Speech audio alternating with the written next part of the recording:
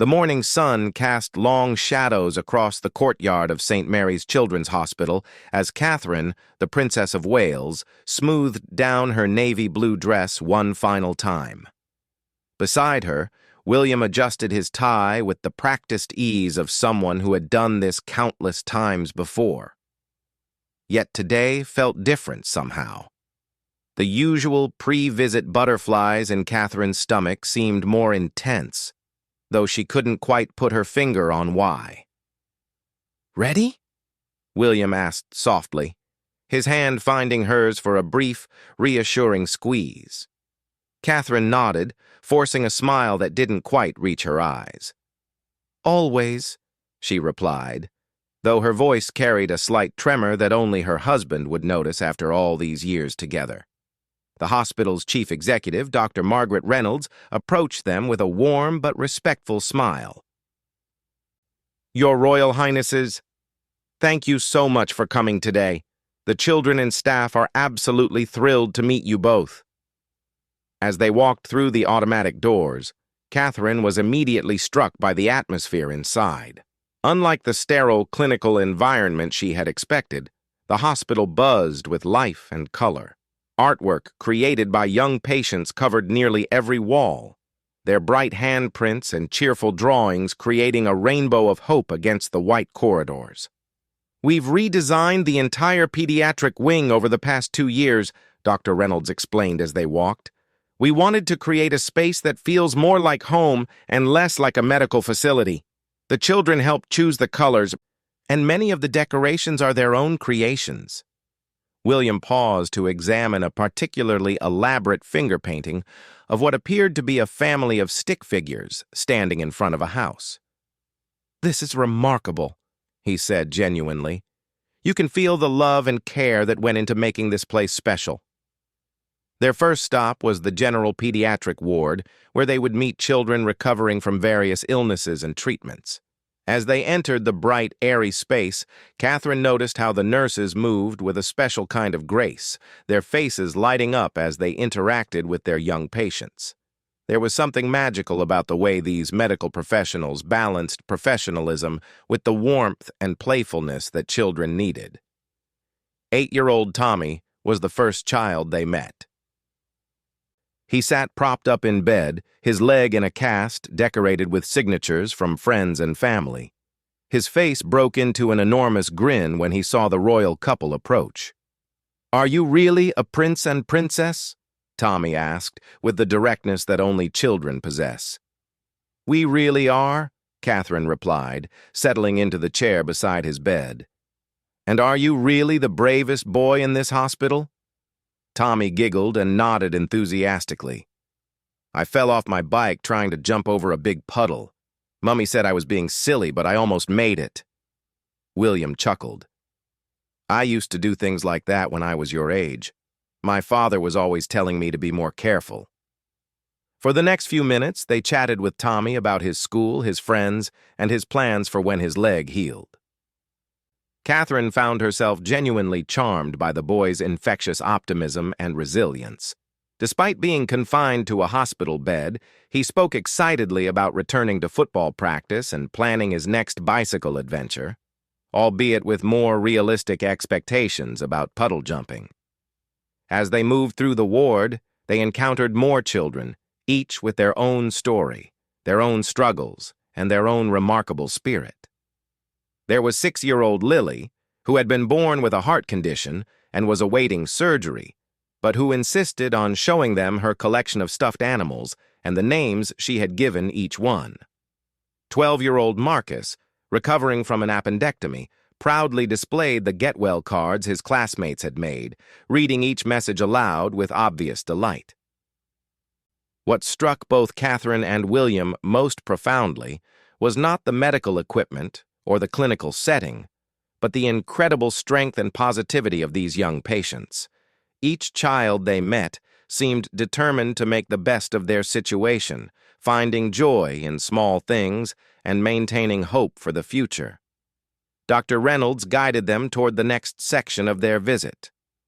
"Now we'll be going to our long-term care unit," she explained, her voice taking on a slightly more serious tone.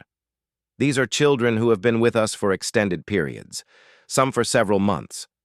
Many are dealing with more serious conditions, but I think you'll find their spirits are just as bright. As they walked down another colorfully decorated corridor, Catherine noticed that the artwork here was different. The pieces were more sophisticated, more detailed, suggesting they had been created by children who had spent considerable time perfecting their craft during long hospital stays. Many of our long-term patients become quite accomplished artists, Dr. Reynolds noted, following Catherine's gaze. We have art therapy sessions several times a week, and it's amazing what these children can create when given the time and materials. They paused in front of a particularly stunning watercolor painting of a garden scene, complete with butterflies and blooming flowers. The technique was remarkably advanced for what was clearly a child's work. This was painted by one of our patients, a 10-year-old girl named Sophie, Dr. Reynolds said softly. She's been with us for nearly 8 months now. She's actually the next child we'd like you to meet. Something in the doctor's tone made both Catherine and William exchange a quick glance. There was a weight to her words, an unspoken significance that seemed to settle around them like a gentle warning. Sophie is quite special, Dr. Reynolds continued as they approached a room at the end of the hall. She has a rare form of leukemia, and she's been incredibly brave throughout her treatment. Her positive attitude has been an inspiration to our entire staff, and she's formed wonderful friendships with the other children here. Catherine felt her chest tighten slightly. She had visited many hospitals over the years, met countless brave children facing difficult medical challenges, but something about the way Dr. Reynolds spoke about Sophie made her heart ache preemptively. She's been looking forward to meeting you both for weeks, Dr. Reynolds added. She has something very special planned. William reached for Catherine's hand again, a gesture that had become second nature to them over the years whenever they sensed they were about to encounter something emotionally challenging. They had learned to support each other through these moments, to be each other's strength when facing situations that tested their composure. As they approached Sophie's room, they could hear soft music coming from within. It sounded like someone was playing a keyboard, though the melody was unfamiliar. The notes were simple, but hauntingly beautiful, played with a gentleness that seemed to float through the air like a prayer. "Sophie is quite musical," Dr. Reynolds whispered. "She taught herself to play during her time here. Music has become her way of coping with everything she's been through." Catherine paused just outside the door, taking a deep breath to center herself. She could see through the partially open doorway into a room that had been transformed into something that looked more like a child's bedroom than a hospital space. Drawings and paintings covered the walls, books were stacked on the bedside table, and stuffed animals were arranged carefully on shelves that the hospital staff had obviously installed specifically for Sophie's comfort. The music stopped for a moment, and they heard a young voice say, "Is it time? Are they here?" "Yes, sweetheart," came the gentle reply from what sounded like a nurse. "Are you ready?" "I've been ready for weeks." The excitement in the child's voice was unmistakable. And Catherine found herself smiling despite the nervousness she felt building in her chest. Dr. Reynolds knocked gently on the door. "Sophie, I have some very special visitors here to see you." "Come in! Come in!" The voice was bright and welcoming, filled with genuine enthusiasm. As they stepped into the room, Catherine and William were immediately struck by the warm, lived-in feeling of the space. This wasn't just a hospital room where a child was staying temporarily. This was a place where a young girl had created a home away from home, surrounded by the things she loved and the people who cared for her. And there, sitting on the edge of her bed, with a small keyboard balanced on her lap, was Sophie. She was tiny for her age, her illness having taken its physical toll, but her eyes sparkled with intelligence and joy. A colorful headscarf covered her head, decorated with painted flowers that matched the artwork on her walls. "Your Royal Highnesses," Sophie said formally, though her grin threatened to break through her attempt at proper protocol. "Welcome to my room. I hope you like what I've done with the place." Catherine felt her throat tighten at the child's obvious effort to be grown up and proper, while simultaneously radiating the pure joy and excitement that only children can express so openly. "Sophie," William said, his voice warm and genuine, "it's absolutely beautiful. Did you create all of this artwork yourself?" Sophie nodded proudly. "Most of it. Some of the other kids helped with the big mural over there." She pointed to an elaborate underwater scene, complete with dolphins, coral reefs, and tropical fish. "We worked on it together during art therapy." Catherine moved closer to examine the mural, genuinely impressed by the skill and creativity displayed. "This is museum-quality work," she said honestly. "You're incredibly talented." "Thank you," Sophie replied, beaming with pride. "I want to be an artist when I grow up, or maybe a music teacher. I haven't decided yet." The casual way she spoke about her future plans, despite her serious illness, hit both Catherine and William like a gentle but firm reminder of this child's incredible courage and optimism. "I heard you playing when we arrived," Catherine continued. "It was beautiful. Did you write that song yourself?" Sophie's face lit up even more, if that was possible. "I did. I've been working on it for weeks. I wanted to have something special ready for when you came to visit. Would you like me to play it for you?" William and Catherine exchanged a glance, both sensing that they were about to witness something extraordinary. They nodded, settling into the chairs that had been placed beside Sophie's bed. Sophie positioned her keyboard carefully, took a deep breath, and began to play. The melody that filled the room was indeed the same one they had heard from the hallway, but hearing it in the context of this brave little girl's story gave it entirely new meaning. As she played, Sophie began to sing in a clear, sweet voice that seemed far too mature for her young age. The song was about hope, about finding beauty in difficult times, about the kindness of strangers who became like family. It was about her journey through illness, but more than that, it was about the love she had discovered along the way. Catherine felt the familiar sting of tears beginning to form in her eyes as she listened to this remarkable child pour her heart into a song that captured both profound sadness and infinite hope. Beside her, she could see that William was struggling with his own emotions, his jaw tightening slightly in the way it did when he was fighting to maintain his composure. As Sophie's song came to an end, the room fell into a profound silence. The last notes seemed to hang in the air like a prayer, touching something deep within both Catherine and William. The melody had been simple, but the emotion behind it was anything but simple. It spoke of a child's journey through pain and fear, but also of the incredible capacity for hope and love that can bloom even in the most challenging circumstances. That was absolutely beautiful. "Sophie," Catherine managed, her voice slightly thick with emotion, "did you write the words yourself as well?" Sophie nodded proudly, but then her expression grew more thoughtful.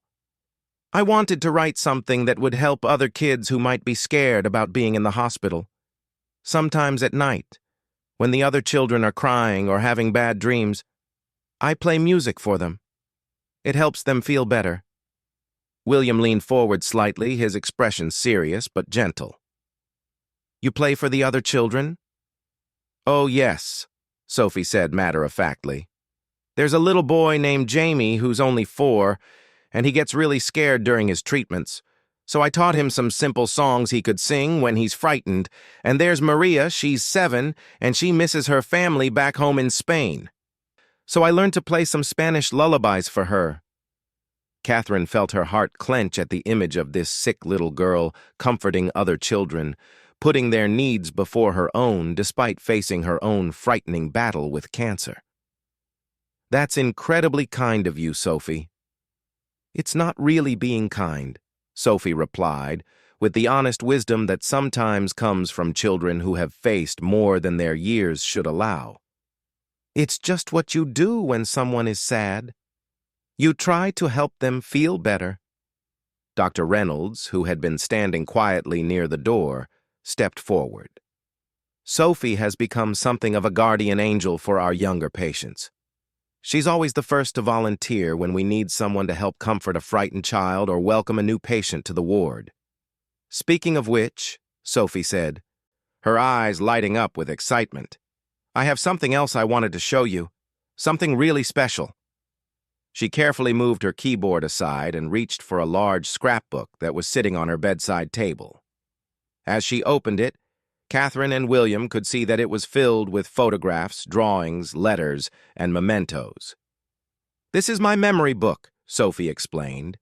It has pictures of all the friends I've made here and stories about the good times we've had together. She turned to the first page, which showed a photograph of Sophie with a group of other children, all wearing hospital gowns but all smiling broadly. They were gathered around a birthday cake, party hats askew, frosting on their faces. This was Tommy's birthday party last month, Sophie explained.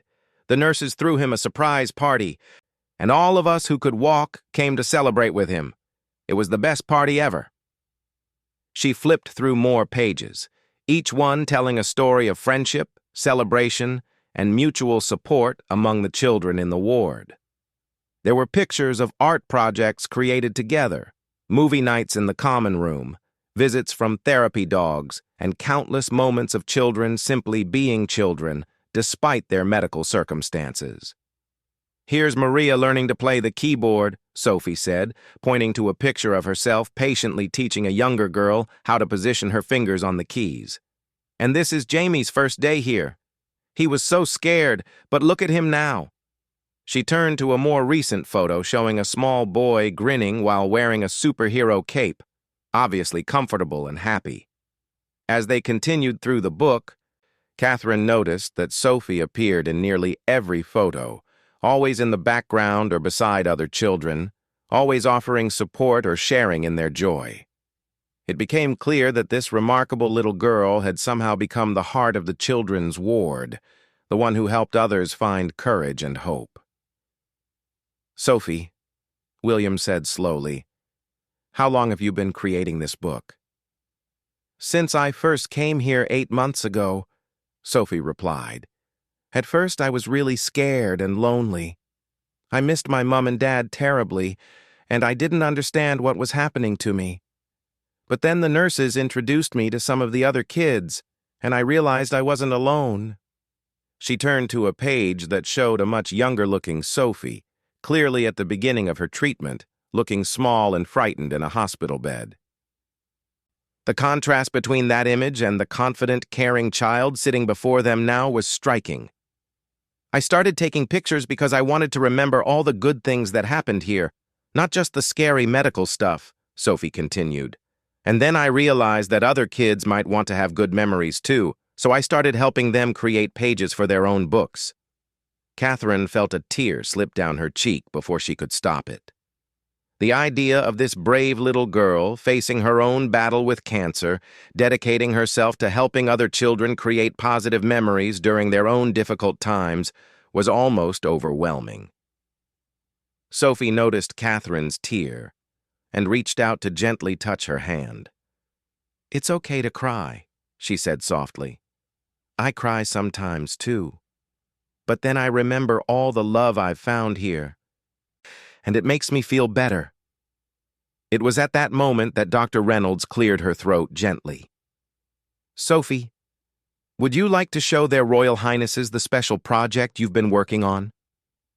Sophie's entire face lit up with excitement. Oh, yes. I almost forgot. She carefully closed her memory book and reached under her bed, pulling out a large, wrapped package. I made this for you both, but it's really for all the children who will come to this hospital in the future. With trembling hands, Sophie began to unwrap her gift. As the paper fell away, Catherine and William could see that it was a beautiful, handmade quilt. But this wasn't just any quilt. Each square had been carefully crafted and contained different elements.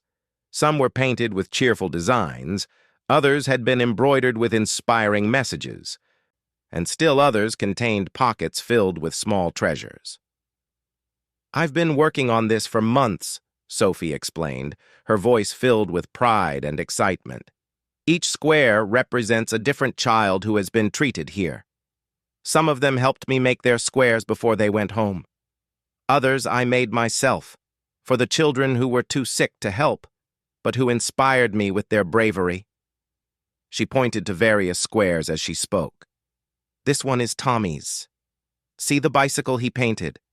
And this is Maria's, with the Spanish words her grandmother taught her. This square here belongs to a little girl named Emma who was here for heart surgery. She went home last month, but before she left, she made this square about the friendship we shared." Catherine leaned closer to examine the quilt, and what she saw took her breath away.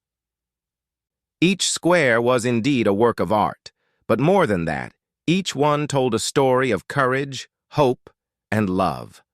There were handprints in bright colors, carefully stitched flowers, painted rainbows, and written messages in children's handwriting saying things like, "Be brave, you are loved, and tomorrow will be better." "I wanted to create something that would stay here forever," Sophie continued, "so that future children who come to the hospital would know that they're not alone. When they're scared or sad, they can look at this quilt and see that other children have been where they are, and that those children found reasons to hope and smile." William had to clear his throat before he could speak. "Sophie, this is extraordinary. How did you manage to coordinate all of this?" Sophie grinned mischievously. "The nurses helped me, and the art therapists, and some of the older kids who have been here a long time. It became a secret project that everyone wanted to be part of. Even some of the doctors contributed squares during their breaks." She pointed to one corner of the quilt where there was a square obviously made by adult hands. "Dr. Reynolds made this one. It has a stethoscope painted on it, and inside the pocket is a note she wrote about how much she loves working with children." Dr. Reynolds smiled, clearly moved by Sophie's description of her contribution. "It was an honor to be included in this project. Sophie has brought out the best in all of us." Catherine reached out to touch one of the quilt squares, running her fingers gently over the carefully stitched fabric. "Sophie, this is the most beautiful and meaningful gift I have ever received. But are you sure you want to give it to us? This represents so much work, so much love." Sophie nodded firmly. "I want you to have it because I know you'll make sure it gets to children who need it. Maybe it could travel to other hospitals, or maybe it could be displayed somewhere where lots of people can see it and remember that children are braver and stronger than anyone thinks." It was then that Sophie stood up from her bed and carefully lifted the quilt, holding it out toward Catherine and William. As she did, something unexpected happened. Other children began appearing in the doorway of Sophie's room. First one, then another, then several more, all drawn by curiosity about the visitors and the special presentation taking place. "Come in," Sophie called to them warmly. "I'm giving the prince and princess our quilt." The children shuffled into the room, some supported by nurses, others pushing IV poles, a few in wheelchairs. But all of them were smiling, clearly excited to be part of this special moment. "We all worked on it together," announced Tommy, the boy with the broken leg they had met earlier. He had somehow made his way down the hall on crutches to join them. "My square is the one with the butterflies," said a tiny girl in a wheelchair, pointing proudly to a section of the quilt.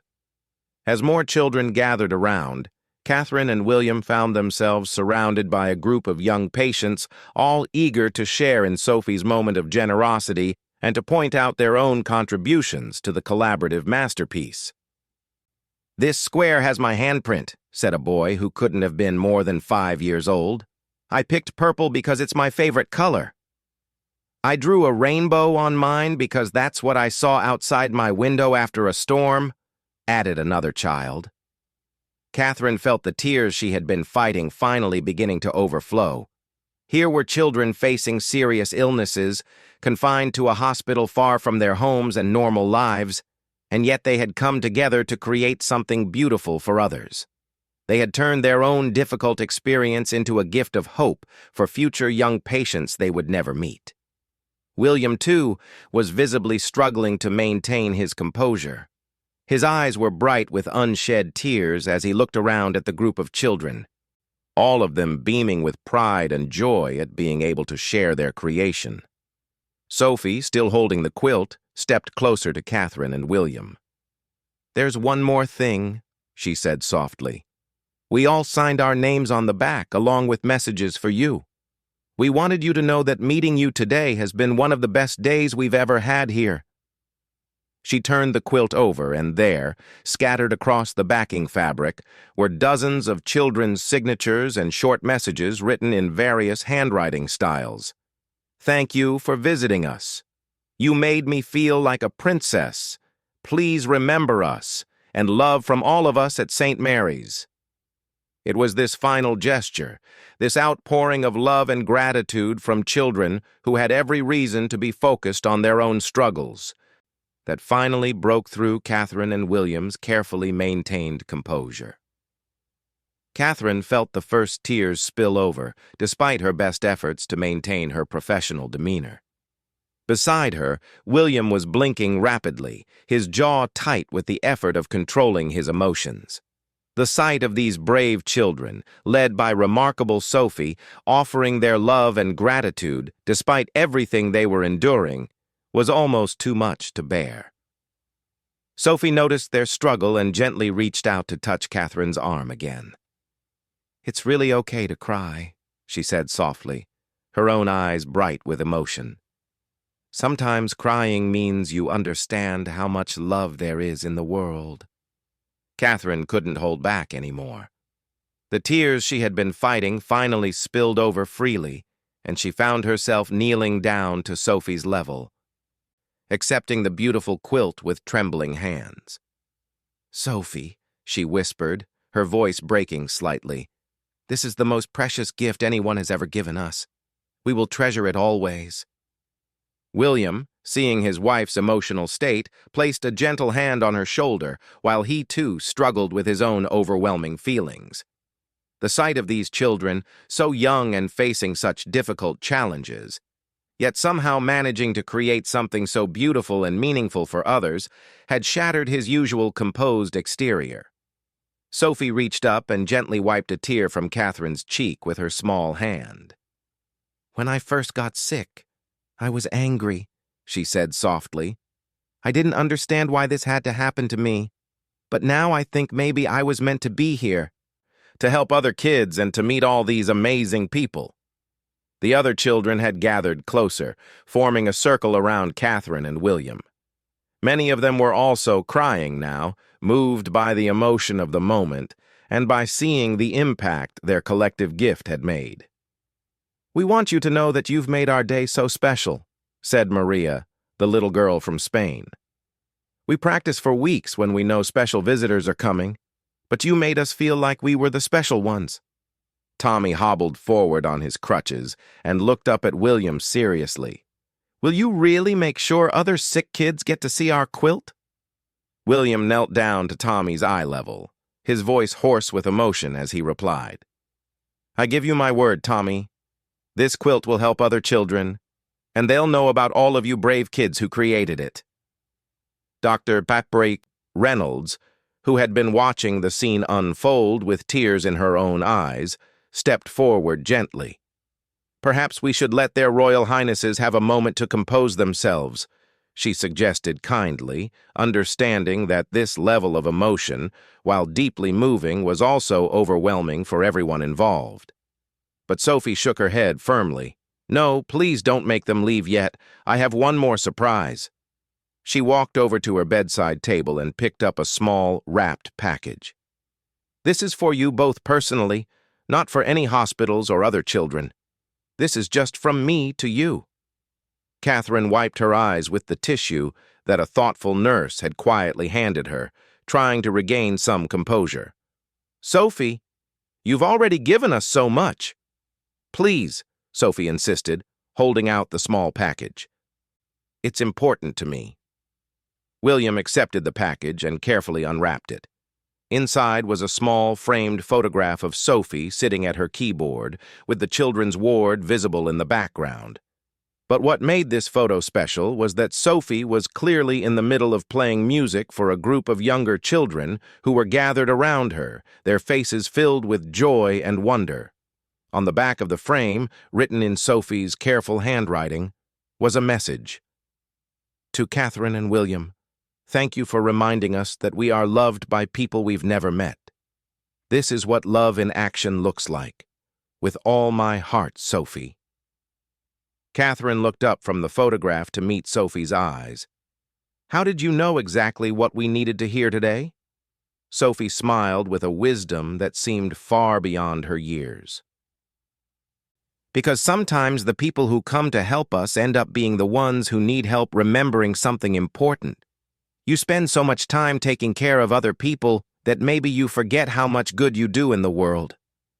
The profound truth of this child's observation hit both Catherine and William like a gentle but powerful wave. They had come to the hospital thinking they were there to bring comfort and joy to sick children.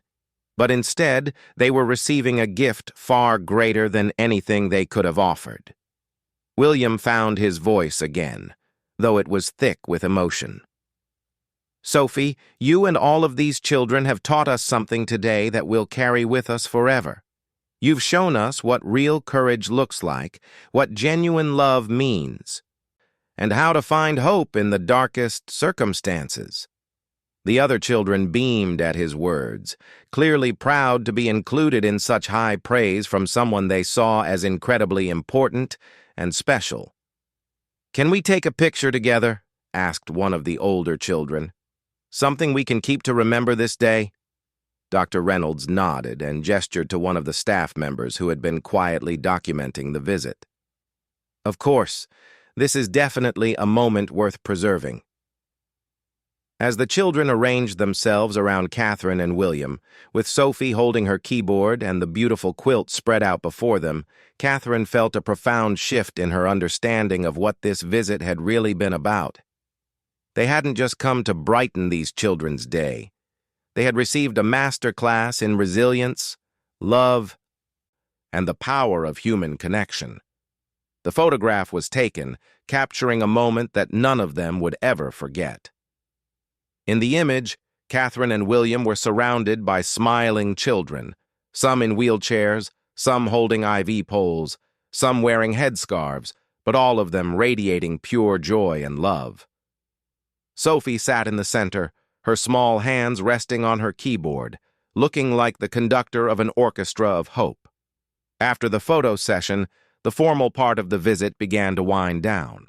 The children slowly returned to their rooms, but not before each one had a chance to say a personal goodbye to Catherine and William. Each farewell was unique. Some children shook hands formally, others asked for hugs, a few whispered special messages they wanted passed along to their families at home. As the room gradually emptied, leaving just Catherine, William, Sophie, and Dr. Reynolds, the emotional intensity of what had just occurred began to settle in more fully. Sophie, Catherine said, still holding the precious photograph, you've changed something in our hearts today. We came here thinking we understood what bravery looked like, but you and your friends have redefined it for us entirely. Sophie tilted her head thoughtfully. I think maybe brave doesn't mean not being scared. Maybe it means being scared but choosing to love people anyway. William exhaled slowly, recognizing the profound truth in this simple statement. That may be the wisest thing anyone has ever said to us, Sophie. Dr. Reynolds, who had watched this remarkable exchange unfold, stepped forward with her own emotions clearly visible. Sophie has that effect on everyone who meets her. She's taught our entire staff as much as we've taught her. What happens now? Catherine asked gently, the unspoken question hanging in the air about Sophie's prognosis and future treatment. Sophie answered before Dr. Reynolds could speak. Now I keep getting better, and I keep helping other kids who come here. And someday, when I'm all well, I'll become a music therapist so I can help children in hospitals everywhere." The determination and optimism in her voice, combined with the very real uncertainty of her medical situation, created a bittersweet moment that highlighted both the fragility and the strength of the human spirit. "We'll be following your progress, Sophie," William said seriously, "and we'll be here to support your dream of becoming a music therapist in any way we can." Sophie's eyes lit up at this promise. "Really? You'd really help me with that?" "Really," Catherine confirmed, reaching out to squeeze Sophie's hand. "And we'll make sure this beautiful quilt gets to children who need to see it, just as you wanted." As they prepared to leave Sophie's room, the little girl had one final request. "Would you sing with me? Just one song before you go?" Without hesitation, Catherine and William joined Sophie around her keyboard.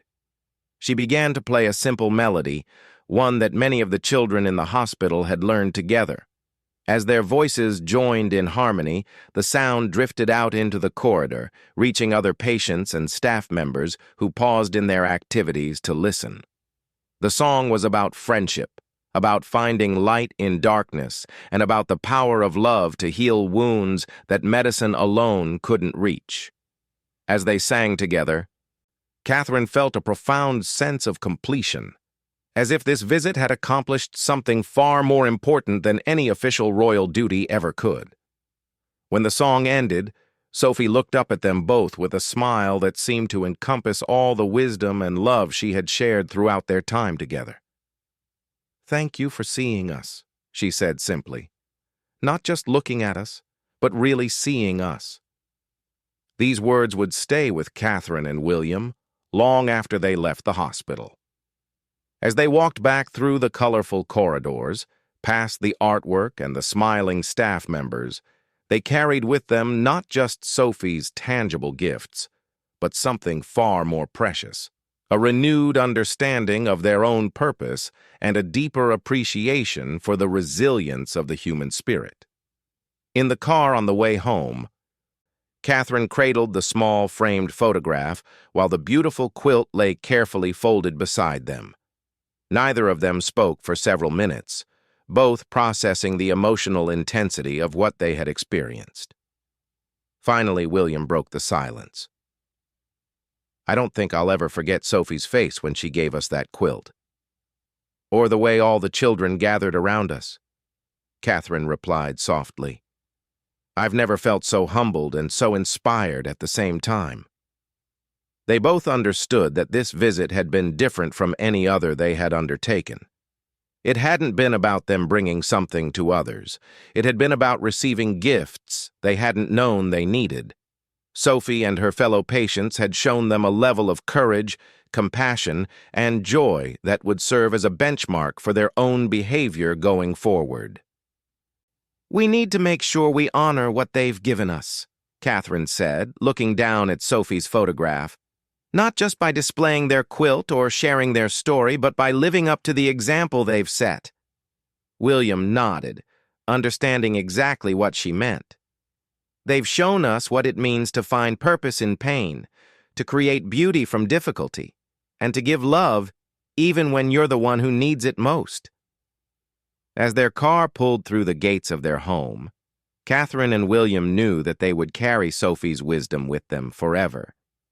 They had learned that sometimes the greatest teachers come in the smallest packages, and that true royalty had nothing to do with titles or crowns, but everything to do with the capacity to love others selflessly, even in the face of personal struggle.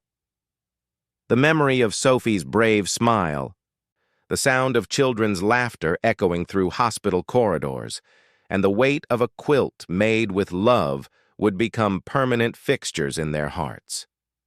They had gone to the hospital to offer comfort, but they had received something far more valuable, a reminder of what truly matters in life and a renewed commitment to serving others with the same brave love that Sophie and her friends had demonstrated so beautifully. That evening, as they tucked their own children into bed, Catherine and William found themselves sharing Sophie's story, passing along the lessons they had learned about courage, kindness and the incredible power of young people to change the world through simple acts of love. The ripples of Sophie's influence would continue to spread, touching lives far beyond the walls of St. Mary's Children's Hospital, just as she had dreamed they would.